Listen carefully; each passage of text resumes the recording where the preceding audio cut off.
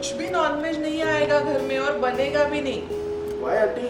And fish तो healthy है और प्रोटीन भी मिलता है उससे।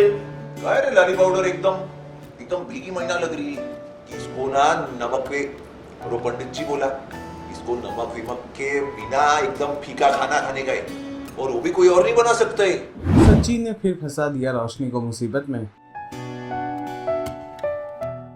रेणुका भी हो गई सचिन की तरफ।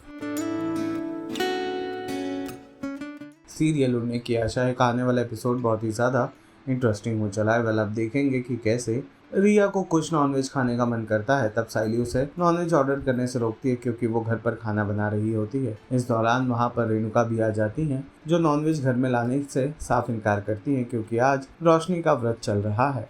वेल आपको बता दें कि इसी दौरान रोशनी को भी खाने का मन करता है, जिससे रेणुका उसे फास्टिंग का खाना साइली को बनाकर देने का कहती है। तभी सचिन मौके पर पहुंचता है और कहता है कि लेकिन अपने हाथों से अगर रोशनी सात्विक खाना बनाकर खाएगी तो उसका पुण्य ज्यादा मिलेगा, ये भी कहा था बाबा ने। ये बात सुनते ही रेणुका भी सचिन के हाँ में हाँ मिलाती है और रोशनी को ही खाना बनाने के लिए कहती है, जिस बात से रोशनी का दिल टूट जाता है, जिस बात से रोशनी मायूस हो जाती है क्योंकि उसे लग रहा था हर बार की तरह इस बार भी साइली ही उसे खाना बना कर देगी।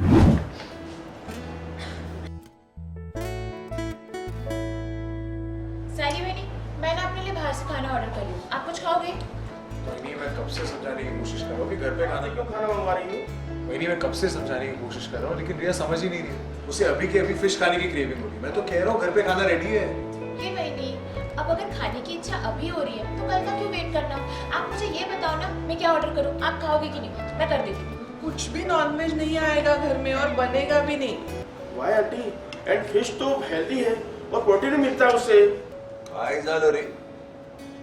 ये घर की हवा में इतनी गर्मा गर्मी का है कोई? तेरे को भी लग रहा है ना बाबा? आकाश बोला कुछ नहीं दादा, आई कह रही है कि घर में नॉनवेज नहीं खा सकते। अच्छा, तो तेरी आई सही कह रही है। रोशनी उपवास कर रही है तो हम नॉनवेज कैसे खा सकते हैं? रेणुका ने बोला, देखा, सुन लिया तुमने? काय रे लाली पाउडर एकदम एकदम भीगी महीना लग रही है। काय झालं? तू वॉशिंग मशीन के माफिक जैसे घूमते उसमें वैसे मंदिर के चक्री काट रही थी क्या? यानी बहुत थकीली लग रही है। तेरे वजह से सबके मुंह पे ताला लग गए। काय झालं? नहीं का परेशान कर रही? मैं तो चुपी थी। अभी अक्खा दिन अक्खा पूरा हफ्ता ही वो ऐसा लिपा लिपी करके खड़ा रहती है, वैसी रहती है और एकदम फटेली पोस्टर लग रही है।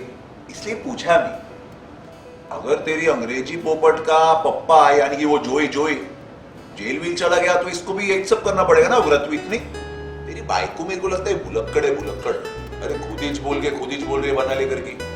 अरे साइली मदद नहीं कर सकती है ना। और वो पंडित जी बोला कि इसको ना नमक वे और वो पंडित जी बोला इसको नमक विमक के बिना एकदम फीका खाना खाने का है और वो भी कोई और नहीं बना सकता है, इसको खुद ही बनाने के है ना। लाली पाउडर याद है ना तेरे को? मेरे को सब याद है। यही बनाएगी साइली, तू नहीं बना सकती। हाँ, रेणु पंडित तो वैसे बोला था। अरे नहीं रे बाबा साइली, कोई मदद करने का जरूरत नहीं है क्योंकि अगर गलती से वो हबीबा पप्पा अगर जेल के बाहर नहीं आया, अंदर अटक गया ना, ये बाबा की बाइक को ये खजूर तेरे कंधे पे बंदूक रख के ना तेरे को जिम्मेदार ठहराएंगे क्यों अंदर है करके। सीरियल उड़ने की आशा से जुड़े तमाम अपडेट्स को जानने के लिए टेली चक्कर को लाइक शेयर सब्सक्राइब जरूर करें।